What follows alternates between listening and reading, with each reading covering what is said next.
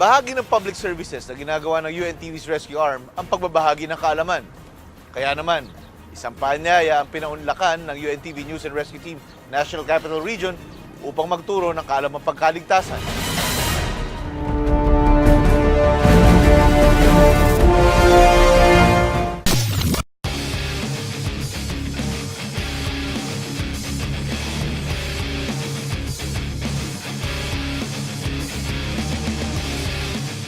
Nagsama-sama ang mga kababaihang may kapansanan upang ipagdiwang ikalabit-isang taong pagdiriwang ng Women with Disabilities Day. Bilang pagkilala at pagpapahalaga sa mga kababaihang may kapansanan, itinuro ng UNTV News and Rescue ang kanilang mga dapat malaman at dapat gawin kung may sakuna. Gaya na lamang ng mga dapat ihanda kung may kalamidad gaya ng bagyo, lindol, baha at sunog. Yung bag-out bag niya is good for what? 72 hours? Is good for 72 hours. I am encouraging everybody to have at least one. Ako, I have several. Iraratro ko lang naman po yung basic needs na dapat natin prepare during emergencies. So, meron po akong basic first aid kit. Tutulugan. So at least hindi tayo sa malamig na segment tutulog. So pwede natin po itong ilisapin. And lastly is para after po natin kumain, after natin uminom, so hindi tayo makalat. So yung environment natin is safe. Dahil na nagiging problema natin sa evacuation center is yung mga sakit po. So ito is mape-prevent po yung mga pag-spread po ng mga diseases natin dahil doon sa mga after use po natin. So ito po yung basic na po. So kung mapapansin nyo, sir, saan po ba nakakabili nito? Kahit po sa mga ordinary stores natin, pwede po makabili.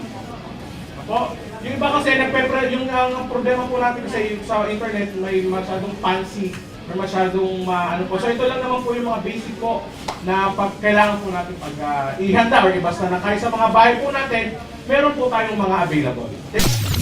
Ayon kay UNTV News and Rescue Operations Manager Jeffrey Santos, sa kalamidad kadalasan mahaba ang oras na ginugugol sa pagsagip sa isang may kapansanan. Subalit kung sila mismo ay marunong, mas magiging madali ang pagsagip sa kanila. If they are prepared to be rescued agad, then the need not to bypass them nawawala.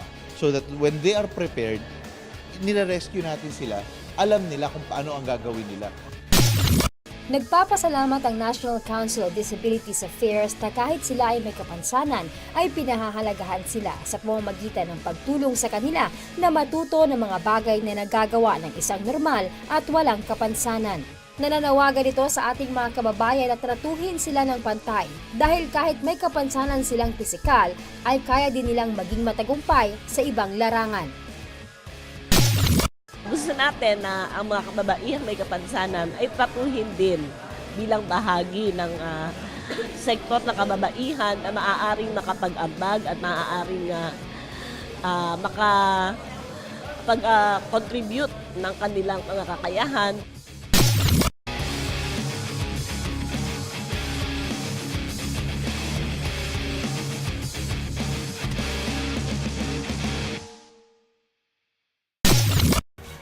Kung nais ninyong makapagsagawa ng disaster preparedness seminar sa inyong lugar, bukas ang aming istasyon. Tandaan, sa panahon na nagbabadya ang sakuna, iba na ang nakahanda. Susunod sa Quick Action Team.